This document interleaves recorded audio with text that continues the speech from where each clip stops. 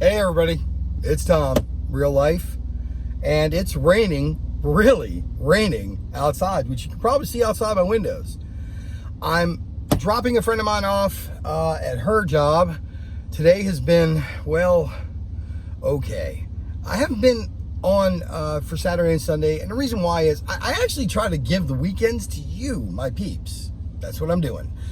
I don't want to post anything on the weekends. That's a little bit of my personal time. I like to take a little time for myself. Hope you don't mind. It's not anything or any reflection of, what's going on in my life. It's just, I have things that I need to do in my life, mow grass, do things around the house. Those are the things that I'm doing for where I'm staying because I'm not currently paying rent. And I'm sleeping on a couch, and it's still sleeping on a couch, but it's okay. It's all right. A couple little changes in my life, nothing really dramatic. I had, I don't know, I guess what you'd say, a change in direction in my life. My integrity was called into question, by some circumstances, I should say, not by anybody in particular. I don't want to nail anybody in for anything. It was circumstances, but my integrity was called into question. And when it was, I did what I felt was the correct thing to do. I cut them off. That's what you do. When someone doesn't believe in your loyalty, honesty, and integrity, you should move on completely. Cut them loose. They don't belong in your life. They just don't. People like that will cause you to question yourself. And when you question yourself, that leads to problems. Again, we're back to mental health, and I want to touch on that. When people doubt you, or circumstances leads you to doubting yourself, this makes you susceptible to substance use disorders or to act out within your mental health.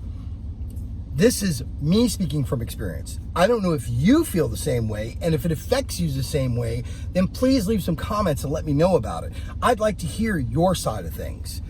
This has been a journey about my life coming home from prison and jail this time around. People have asked about prison stories, and I have touched on some of them. What I'd like to do right now is I'd like to take an opportunity to tell you a little bit about how I got into the situation with getting back on drugs again in 2015.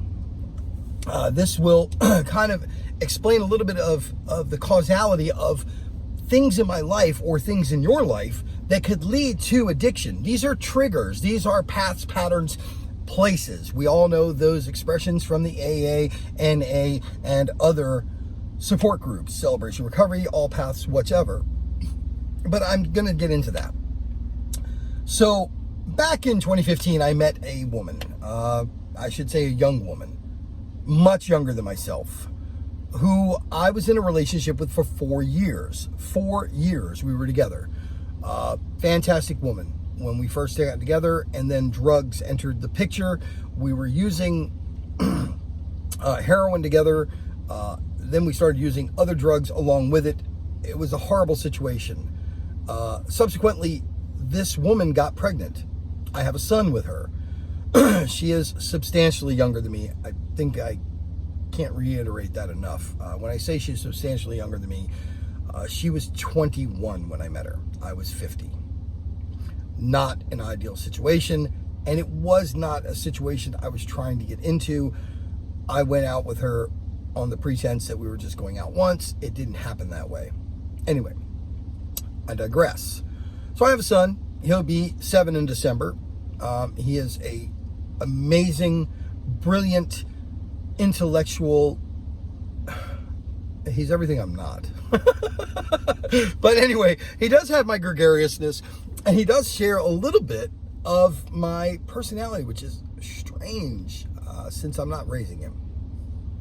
So I guess there is a little bit to the nature versus nurture argument. Anyway, our addiction became so bad that there were times when I was selling narcotics at the time. I was involved in selling narcotics. I was involved in other venues as well with narcotics. And this supported our ability to live places and things of that nature. But there were times when things went completely south and she was prostituting. And I was involved with this. I allowed that to happen. This is a discussion about what I was saying at the beginning. Integrity. I had none. When I was in active addiction, I had no integrity. I had no loyalty. I had no moral compass. Now that I'm sober, I'm quick to cut off anyone that questions that, which I stand so strongly on. And I do stand strongly on it. Am I perfect? Fuck no. Excuse me. No, I'm not. I'm not perfect at all. I am fallible to a fault. I'm fallible. I make mistakes every day. Every day I make a mistake. And I learn from them. And I learn things from people much younger than myself. I learn things from people much older than myself. But today, my point for being here, my reason for discussing with you is to tell you how that led. That situation where I lost my son to another family who's raising him. Luckily, I have contact with him. It has been tumultuous because of my behavior in the past. However, now it has been very pleasant, I should say. It has been fantastic. And I'm happy. I am. I'm pleased with where I am. I'm not perfect. I own my mistakes. But in the past, when I was with this woman, I was not perfect. I was definitely making a lot of mistakes, and I did a lot of things wrong. Allowing her to do those things compromised my integrity, my morals. In retrospect now, and I have spoken with her since, and apologized for my lack of morality, because I was a moron. I can't think of any other way to color it. I was a moron. I allowed the person that I loved and that had a child to do things that I call myself into question. Anyway, look. What wound up happening is we were involved in addiction. These things led to criminal activity. I wound up going to jail ultimately for these forgery charges, which was part of a discussion I had with Joe. Was going to be a segment, but we never got around to it. I had a total of 36 felony charges for forgery, uttering, and manufacturing banknotes. Joe brought this up in previous APS where he was talking about, hey, look at what happened to my buddy. What it ultimately came down to is I wound up serving 2 years in jail for that and going to a work release program called CCAP, that is Community Corrections Alternative Programming. I came home and I did the right thing. And I have been doing the right thing. So, and I find myself questioning my loyalty to people, you know, and their loyalty to me, how superficial it can be sometimes. But it is what it is, and I shall continue to be who I am, always.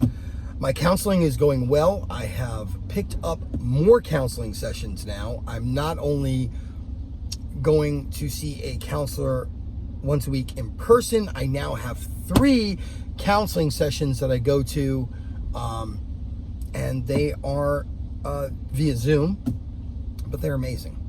I'm working through a lot of things. I feel a lot better.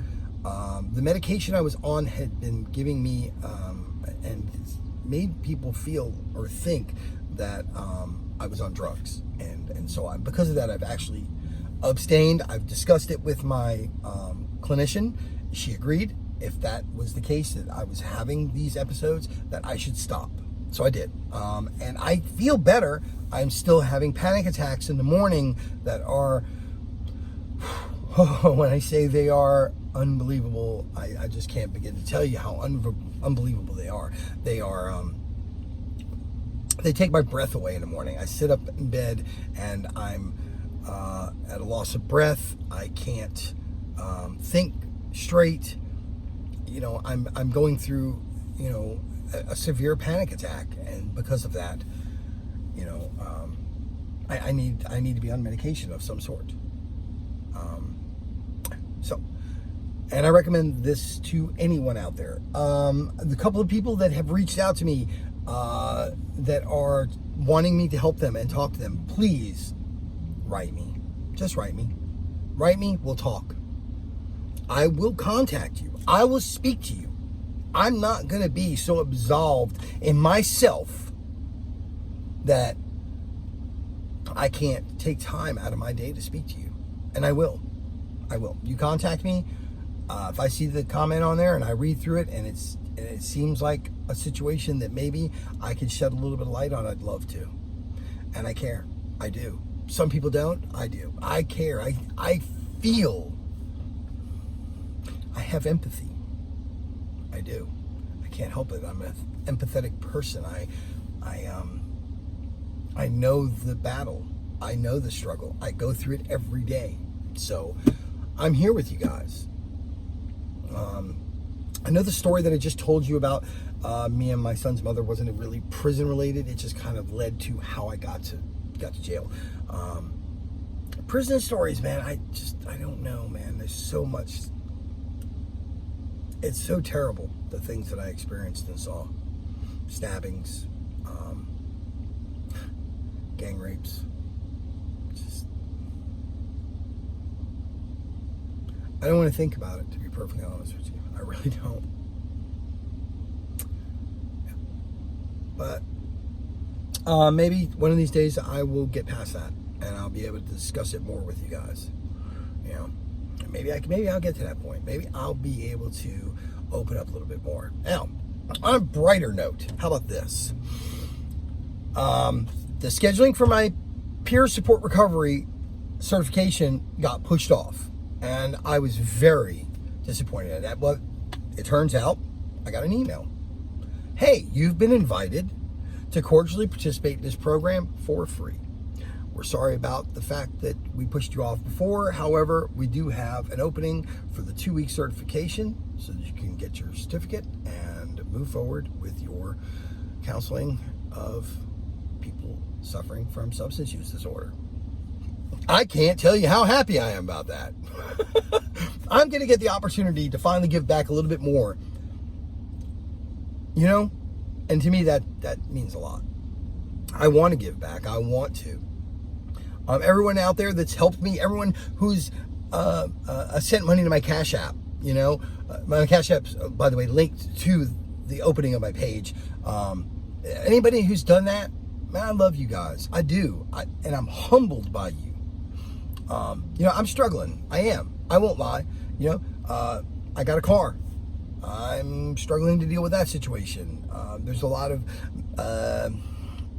moving parts to the situation that you guys don't know anything about that is irrelevant to this podcast. Or I shouldn't be. It's really not a podcast. It's a vlog, right? So I am going to go live. I am going to start doing lives. I've had some requests to do lives. I'm going to do it with what limited resources I have, and I look forward to talking to you guys. I think what I'm tentatively wanting to do is lives on Sunday. Tell me what you think. Think Sunday's a good day? Think Sunday at a particular time is a good day? Please tell me. Obviously, I don't want to conflict with football, so I can't compete with football. But please let me know. And guys, my peeps, thank you for watching me. Thank you for supporting me, sticking by me, and showing that you care and you're interested. Haters will hate, but I've got people out there, my peeps. And for that, I want to tell you, be kind. It's free. Peace.